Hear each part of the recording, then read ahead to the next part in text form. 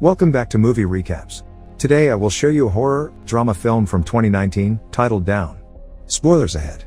Watch out and take care. Jennifer is one of the last people left in the office on a Friday night. She's going to catch a plane to New York for the extended weekend to see her ex-fiancé for Valentine's Day, so she writes him an email. She doesn't want to be late for her flight, so she grabs a bunch of candy and leaves the office. Simultaneously, Guy is getting ready to leave work as well. They both end up waiting for the elevator at the same time. Jennifer gets on the 49th floor and he joins her on the 42nd. Guy immediately starts chatting with her and joking. She replies but doesn't seem interested in having a conversation. Guy shows her an etching on the wall when the elevator suddenly stops. He tries the keys and the alarm button, but nothing works even though the electricity in the elevator seems to still be on. Guy tries opening the door, though that doesn't work either. They try waving to the fully operational camera and still no one responds to their calls. To make matters worse, none of their phones has service because they are 4 stories underground. Jennifer wonders where the security for the building is, worried that she'll miss her flight. 15 minutes later, they try calling for help and banging on the door, but no one can hear them. Guy gets the idea that there might be an escape hatch, so she awkwardly climbs on his shoulders and they check the elevator ceiling.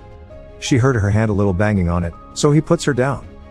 1 hour later, Jennifer realizes that she'll never catch her flight, and even though Guy jokes to lighten the mood, she just curses everything and everyone out. They finally introduce each other and continue with the banter that Guy had started the moment he stepped on the elevator.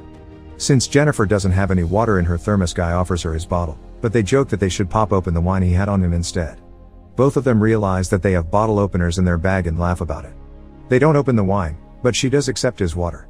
As a consolation prize for not having any actual food, Jennifer gives Guy some of the candy. She thinks they should save their rations though because they might end up stuck in the elevator until Tuesday. 4 hours later, Jennifer has to pee and she desperately tries to hold it in because she's too embarrassed to do it in front of Guy.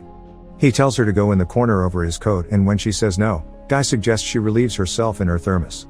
She makes him close his eyes and cover his ears. Guy also begins to sing and she finally pees. After that, she adds to the drawing on the elevator wall. Sometime later, they play a game and begin talking about more personal things. Guy tells her that he has no one that'll be looking for him because he's too obsessed with his job. Jennifer says she's the same. She tells him that she wanted to surprise someone in New York, but that he probably didn't even want her to come. Guy figures that it's about time that they open the wine and hands it to her. They drink to not being dead yet. Much later, they're keeping occupied by drawing each other and getting closer. Guy confesses that he'd actually seen her before in the office building. He just didn't share that because he didn't want to sound like a stalker and make her feel uncomfortable. She doesn't take it as bad as he thought she would. In fact, she laughs about it. They finish their drawings and show them to each other. Her portrait of him is more on the jokey side while his is more serious. Jennifer apologizes and takes a photo of the drawing, saying she'll make it her profile picture if they survive. Next, they talk about food, and since they're both hungry, she asks Guy to change the subject. He lists off different things and she chooses to talk about making love, gets up, and turns her camera on him, asking about the dirtiest place he's made love before. Guy's a little shy, so she shares her story first. Jennifer tells him a story about one of her ex-boyfriends in college and the time they slept together in a library. When it's Guy's turn, he still doesn't feel like sharing his story because he thinks he doesn't have an interesting one. Jennifer tells him to make up one. Guy tells a story about a hot girl that wanted to be with him during a work picnic. He says that they got drunk, got in the car, and she begins to undress while he's driving. Guy gets weird and uncomfortable again, telling Jennifer that he got aroused and he had to stop. He apologizes because he thinks he crossed a line, but she says that it's cool. Guy approaches her awkwardly and kisses her, then begins to undress her. They make love in the elevator. After, Guy tells her that he could fall in love with her, but she gets away from him. Jennifer tells him that she wants to get back together with her ex. That was the reason why she wanted to go to New York and surprise him, to patch things up and make everything better. Unlike Guy, she thinks that even though their encounter was fun, they should just keep it casual because what she has with her ex is real. Jennifer is honest with him about how she feels and what her previous relationship was like. Guy, on the other hand, thinks that they connected and that her ex doesn't deserve her. She gets mad because she clearly still loves him and tells Guy that when they get out of the elevator they'll just go back to their separate lives. Guy keeps insisting that they were meant to be together and he begins to cry because he feels alienated even though they're locked in a box together. Suddenly, something flips in him and Jennifer can feel it happen. Guy begins to tell her the truth about who he is. He lied to her about where he worked and about his name too. The man tells her that he didn't just notice her, but that he actually saw her every single day at work. He takes out his phone and shows Jennifer security photos he has on it of her, listing out the times and dates when it was. The guy even has a video of her getting into the elevator that night. Jennifer is afraid. He tells her that he's actually the building's security guard and gets angry when he explains that no one ever notices people like him. She didn't even recognize him even though he works at the front desk. He thinks that he knows her more than her ex and tells her that he planned everything that happened that night. The man takes out a key and unblocks the elevator. Jennifer can't believe what he did to her and says that she'll call the cops and that he'll rot in jail. He doesn't like that, so he grabs her and they begin to struggle. Flailing her legs during the fight, Jennifer breaks the elevator key. They continue to fight and she knocks him out with her shoe. Jennifer is afraid that she killed him, so she approaches him to check when he suddenly jumps up and knocks her down. They both remain unconscious in the elevator. After a while, Jennifer wakes to find the man conscious already. She asks him why he did it. His reasoning is that he wanted to get her away from everything so that they could connect on a human level. He says that they didn't just have a date but an entire relationship in the weekend stuck in the elevator. Jennifer thinks that he's not going to get away with it because someone will surely come to get them out. Unfortunately, she finds out that the guy has taken all the shifts for that weekend and the 2 other guards won't be coming in until the extended weekend is over on Tuesday. Jennifer asks what he'll do and he says that he would rather kill her than go back to prison. He says that he never forced her to do anything, but Jennifer tells him that he kidnapped her. That sends him into a rage spiral. When he calms down, he opens the present that Jennifer had bought for her ex-fiancé. He finds a shirt and a box in the bag. The guy puts the shirt on and tells Jennifer to open the rest of the present. Jennifer opens the box to reveal cigars, complete with the necessary tools, like the cigar scissors and lighter. He lights a cigar and taunts Jennifer further, even saying that she could have gotten her ex back with all the nice gifts. In a gust of irony, he wishes her a happy Valentine's Day. Sometime later, the guy apologizes to Jennifer for scaring her and asks her if they can reconcile. He asks for another chance and tells her that she doesn't have to answer right away, but to think about it. The guy comments on the travel ad that's playing in the elevator, saying that the people in the video look happy together. He tells Jennifer that he'll take her to the resort from the ad one day. He's bothered by the neon light in the elevator that isn't working, so he breaks it with Jennifer's thermos. The guy realizes that the light bulbs under the ceiling panels must get replaced sometime. He thinks that he can get that panel off and get out of the elevator thought there. As he breaks it open with the thermos, Jennifer stands up next to him. He asks Jennifer to give him a boost to get up there, promising that he'll come back for her. However, Jennifer thinks it would be easier if he gives her a boost because she doesn't have enough strength to do it. He doubts that she'll want to come back for him and she'll call the cops. Jennifer tells him everything that he wants to hear and convinces him to give her the boost. She gets on his shoulders and pulls out of the elevator. The guy tells her where the ladder and the door are, happy that they finally managed to escape. Jennifer turns around and gives him the middle finger, pissing him off.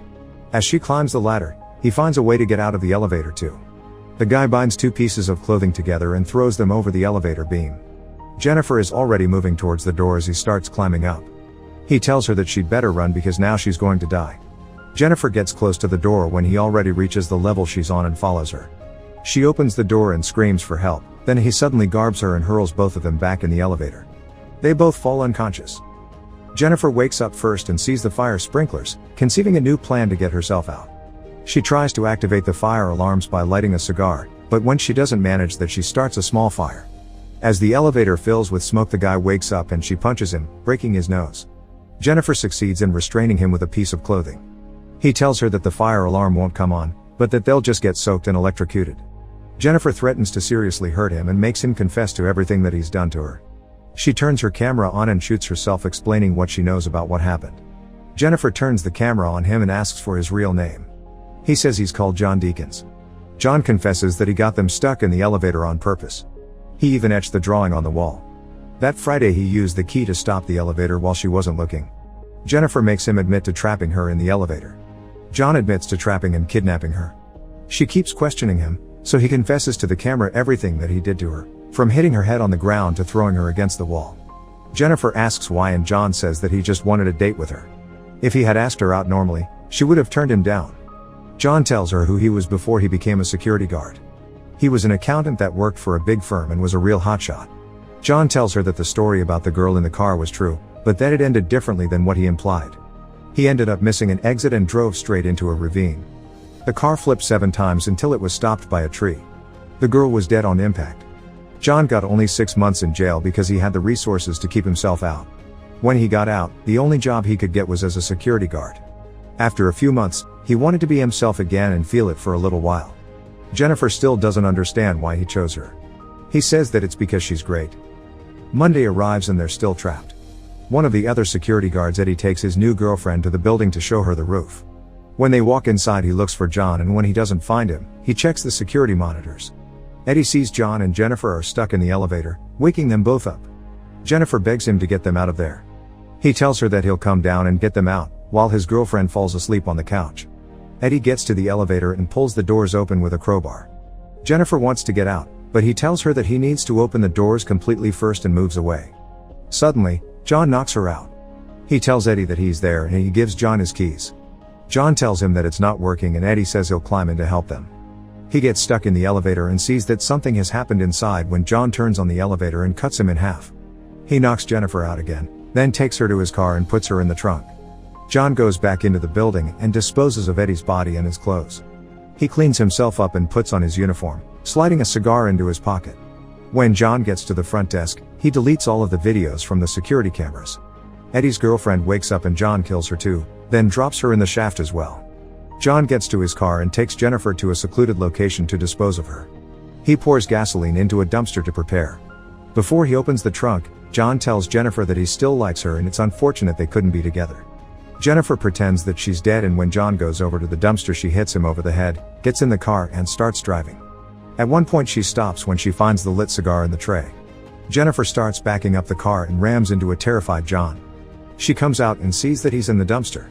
Jennifer relights the cigar and walks away, then she flicks the lit butt into the dumpster, burning John alive. Make sure to subscribe and turn on notifications so you can watch more videos like this. Thanks for watching.